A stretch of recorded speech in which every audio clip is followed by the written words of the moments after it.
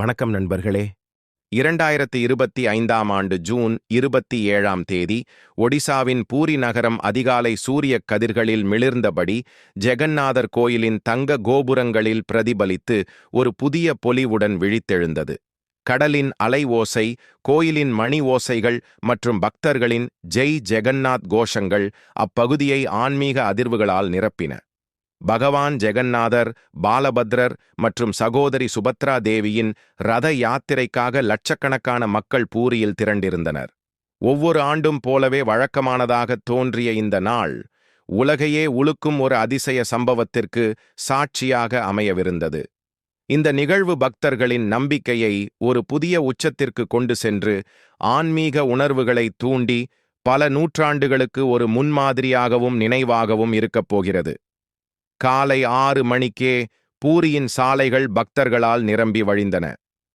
ஜெகந்நாதர் கோயிலில் இருந்து குண்டிச்சா கோயிலுக்குச் செல்லும் பெரிய தண்டாவீதி வண்ணமயமான கொடிகளாலும் மலர் மாலைகளாலும் அலங்கரிக்கப்பட்டிருந்தது. நாட்டின் பல பகுதிகளில் இருந்து மக்கள் வந்திருந்தனர். சிலர் கால்நடையாக, சிலர் ரிக்ஷாவில், சிலர் பேருந்துகள் மற்றும் ரயில்களில். ஒவ்வொரு முகத்திலும் பக்தி அலையாயிருந்தது. குழந்தைகள் முதல் முதியோர் வரை அனைவரின் உதடுகளிலும் ஒரே ஒரு நாமம்: ஜெய் ஜெகந்நாத். ஜெகந்நாதர் கோயிலின் முன் 3 பெரிய ரதங்கள் தயாராக நின்றிருந்தன. பகவான் ஜெகந்நாதரின் தேரான நந்தி கோஷ் 45 அடி உயரம், 16 சக்கரங்கள் கொண்டது. சிவப்பு மற்றும் மஞ்சள் ஆடைகளால் அலங்கரிக்கப்பட்டிருந்தது. பாலபத்ரரின் தேரான தலத்வஜ் நீலம் மற்றும் பச்சை நிறங்களில் பிரகாசித்தது. சுபத்ரா தேவியின் தேரான தேவதலன் எளிமையிலும் அழகிலும் தனித்துவமாக இருந்தது. இந்த ரதங்களை உருவாக்க கைவினைஞர்கள் பல மாதங்களாக கடுமையாக உழைத்திருந்தனர். ஒவ்வொரு மரத்துண்டும் பளபளப்பாக மெருகூட்டப்பட்டு தங்கள் வாழ்நாளில் கற்ற கலையை அதில் செதுக்கி வைத்திருந்தனர். பூரியின் மன்னர் கஜபதி மகாராஜ் பாரம்பரியத்தின்படி சேராபகாரா சடங்குக்காக வந்தார். தங்கத் தொடைப்பத்தால் ரத யாத்திரையின் பாதையை சுத்தம் செய்யும் போது அவர் பக்தியில் மூழ்கியிருந்தார்.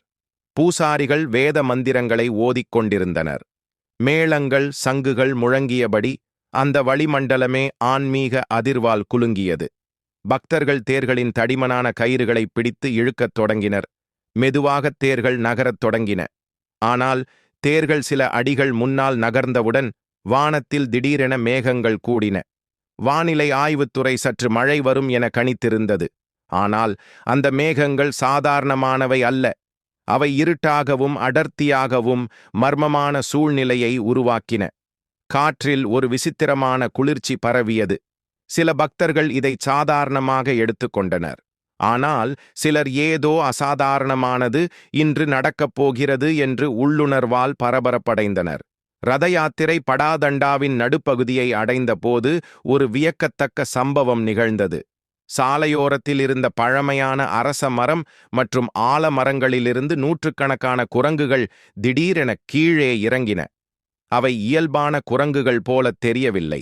அவற்றின் கண்களில் ஒரு மர்மமான ஒளி. அவை ஒருவரின் கட்டளைக்கு கீழ்ப்படியும் சேனையாகவும் தெரிந்தன. குரங்குகள் தேர்களை நோக்கி நகரத் தொடங்கின. சில கயிறுகளை பிடித்தன. கூட்டத்தில் சலசலப்பு ஏற்பட்டது. சிலர் பயந்து பின்னோக்கி நகர்ந்தனர். சிலர் இது கடவுளின் லீலை என்று கருதி ஆரவாரம் செய்தனர்.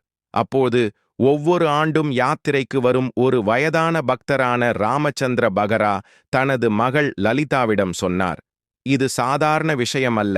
இத்தனை குரங்குகள் ஒரே நேரத்தில், அதுவும் ரத யாத்திரையின் நடுவில். இது ஹனுமான்ஜியின் அறிகுறி. குரங்குகளின் எண்ணிக்கை 100கணக்கிலிருந்து 1000களுக்கு உயர்ந்தது. ஆனால் அவை யாருக்கும் தீங்கு விளைவிக்கவில்லை. மாறாக தேர்களை சுற்றி கூடின. சில குரங்குகள் தேர்களில் ஏறின. அவை இறைவனின் அருகில் வைத்து அலங்கரிக்கப்பட்ட பூமாலைகளைத் தொடங்கின. பூஜை செய்பவர்களாக கூட்டத்தில் வதந்திகள் பரவத் தொடங்கின. சிலர் சொன்னார்கள், இவை ஹனுமான்ஜியின் தூதர்கள் ஜெகந்நாதருக்கு சேவை செய்யவே வந்துள்ளார்கள்.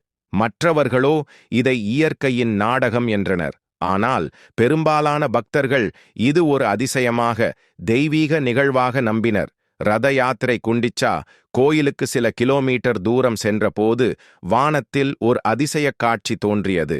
அடர்த்தியான மேகங்களுக்கு இடையே திடீரென ஒரு பிரகாசமான ஒளி வெடித்தது. அந்த ஒளி சூரியனை கூட மங்கச் செய்தது. மக்கள் ஆச்சரியத்தில் வானத்தை நோக்கி பார்த்தனர். அந்த ஒளிக்குள் யாரோ வந்துவிடப் போவது போல இருந்தது. பின்னர் மேகங்களைச் சீண்டி கிழித்தபடி ஒரு பெரிய தெய்வீக உருவம் வானத்தில் தோன்றியது. அது வேறு யாருமில்லை, பகவான் ஹனுமான். அவர் காற்றில் பறந்து கொண்டிருந்தார். அவரது வாள் வானத்தில் அலையடித்தபடி அசைந்தது. அவரது முகம் சக்தி மற்றும் பக்தியின் சங்கமமாக இருந்தது. அவரது கண்களிலிருந்து வெளிப்பட்ட ஒளி பக்தர்களின் இதயங்களை அமைதியுடனும் ஆனந்தத்துடனும் நிரப்பியது. அந்த நேரத்தில் கூட்டத்திலிருந்து ஒருவன் உரக்கக் கத்தினான், ஜெய் ராம் பக்த ஹனுமான். அந்த ஒரு குரலுடன் லட்சக்கணக்கான மக்கள் ஒற்றுமையாக எழுந்து ஜெய் ஹனுமான், ஜெய் ஸ்ரீராம் என ஆரவாரம் செய்தனர். பூரியின் நகர் முழுவதும் அந்த முழக்கம் வலம் வந்தது. ஹனுமான்ஜியின் உருவம் மிகவும் பெரியதாக இருந்ததால் நகரத்தின் எந்த மூலையிலிருந்து பார்த்தாலும் அவரை பார்ப்பது சாத்தியமாக இருந்தது.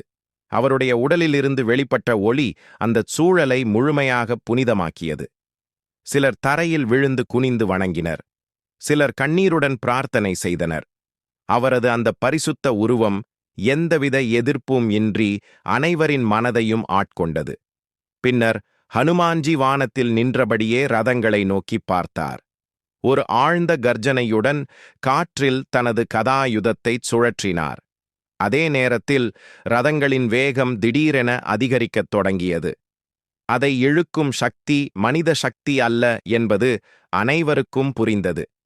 ஏதோ கண்ணுக்குத் தெரியாத ஒரு தெய்வீக சக்தி தேர்களை நகர்த்துவது போல இருந்தது. பக்தர்கள் ஆச்சரியத்தில் பார்க்க குரங்குகள் தேர்களின் கயிறுகளை மிகவும் முறையாக பிடித்துக் கொண்டிருந்தன. சில குரங்குகள் தேர்களின் சக்கரங்களுக்கு அருகே நின்று ஹனுமான்ஜியின் வீரர்களைப் போல அவற்றை தள்ளி நகர்த்தின.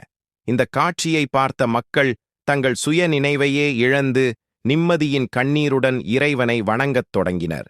அந்த நாள், அந்த தருணம் பக்தியால் மீண்டும் எழுதப்பட்ட வரலாறாக மாறியது.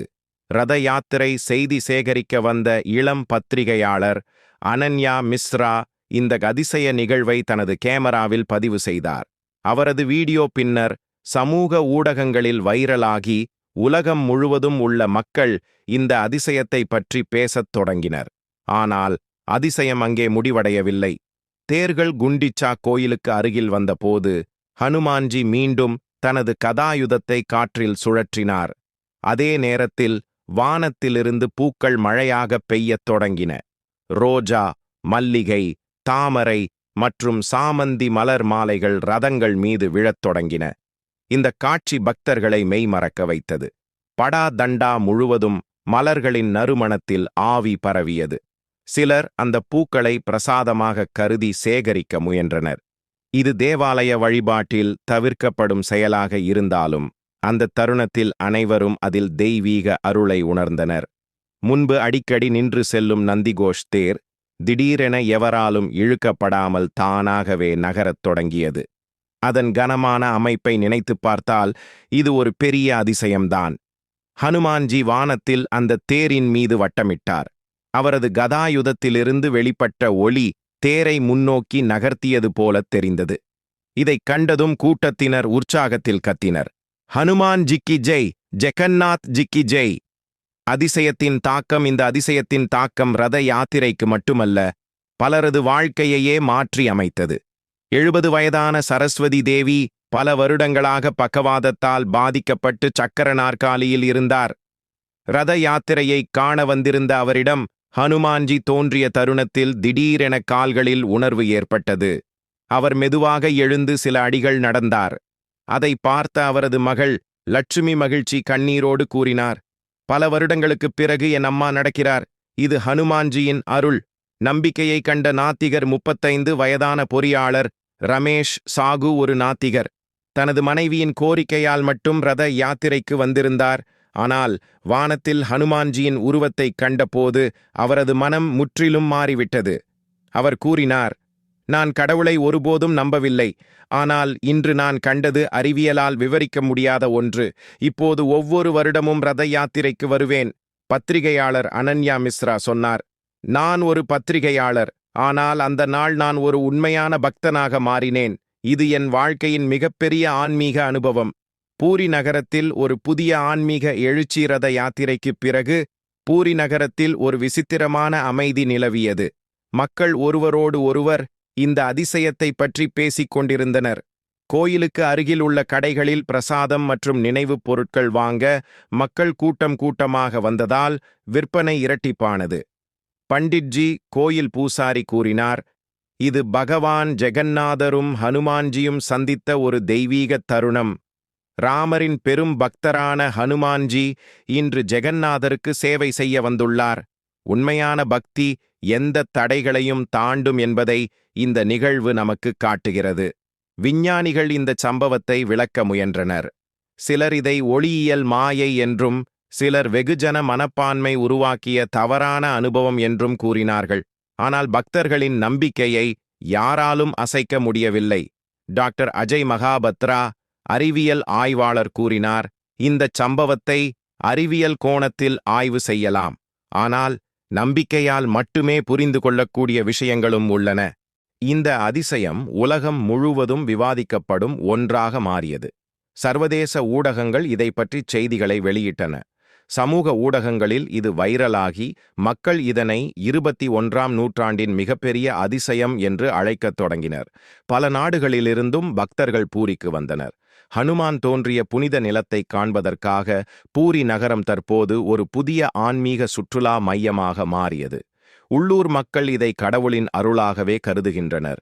மோகன் சாகு, ஒரு கடைக்காரர் கூறினார், முன்பு ரத யாத்திரையின் போது மட்டுமே மக்கள் வருவார்கள். இப்போது ஒவ்வொரு நாளும் கோயிலில் கூட்டம் இருக்கிறது. இது ஹனுமான் ஜியின் ஆசீர்வாதம்.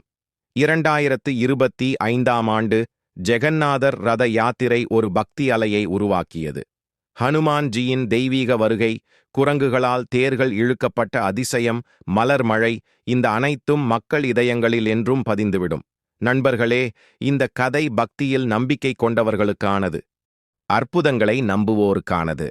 மிக முக்கியமாக, கடவுள் எப்போதும் தனது உண்மையான பக்தர்களுடனே இருப்பார் என்று நம்புபவர்களுக்கானது. இந்த கதை உங்களுக்கு பிடித்திருந்தால் இந்த வீடியோவை உங்கள் நண்பர்கள் மற்றும் குடும்பத்துடன் பகிருங்கள். வீடியோவை லைக் செய்யவும் சேனலை சப்ஸ்கிரைப் செய்யவும் மறக்காதீர்கள். கருத்துப் பெட்டியில் ஜெய் ஜெகந்நாத் என எழுதுங்கள்.